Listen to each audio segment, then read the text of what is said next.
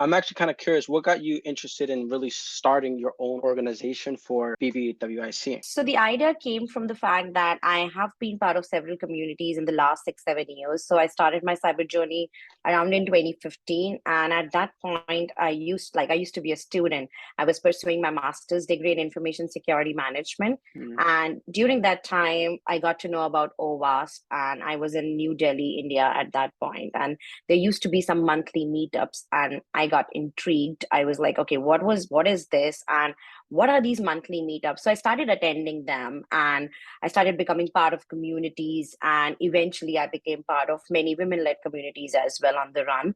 But as I moved forward in my cybersecurity journey, one of the things which I found myself lost was, what am I like, if I'm part of a community, how I can contribute, and at the same time, how I can benefit by being already a woman in cybersecurity.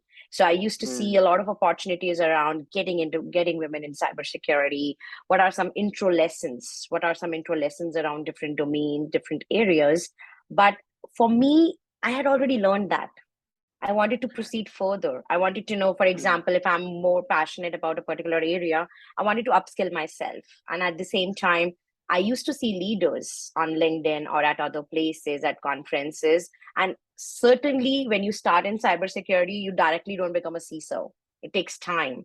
So what comes in between was my question. I used to actually attend two extreme kind of sessions. One was like how to get into cyber, and the other was like how to become that CISO. And I was like, what's in between?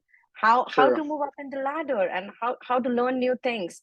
So eventually, when I started exploring what am I missing being part of a community person, and how I can add it to the existing cyber communities, I had more fellow colleagues and friends in the industry.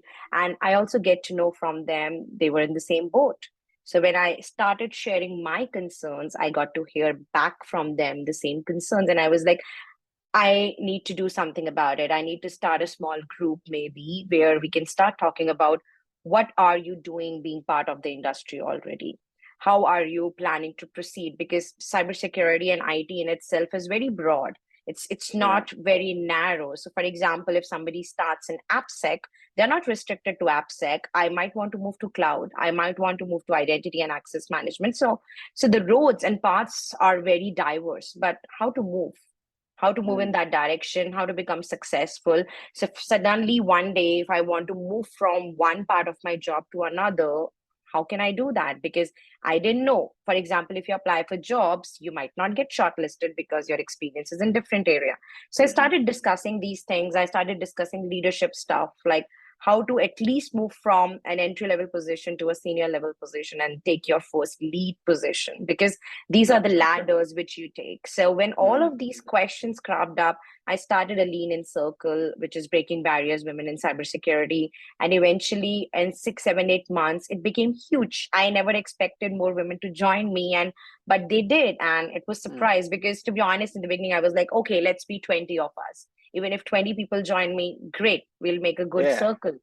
But it eventually ended up more than 200, and then the numbers are still increasing. So I ended up registering it as a nonprofit, and I started finding struggles around women, like being a woman in States, being a woman coming from a different country. Like I'm coming from India. I've spent half of my life, like literally most of my 20s in India, and then I came here.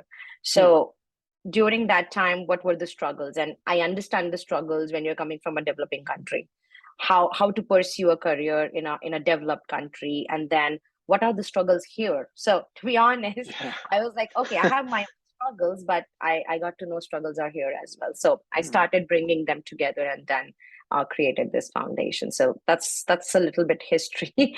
No, how cool, how interesting.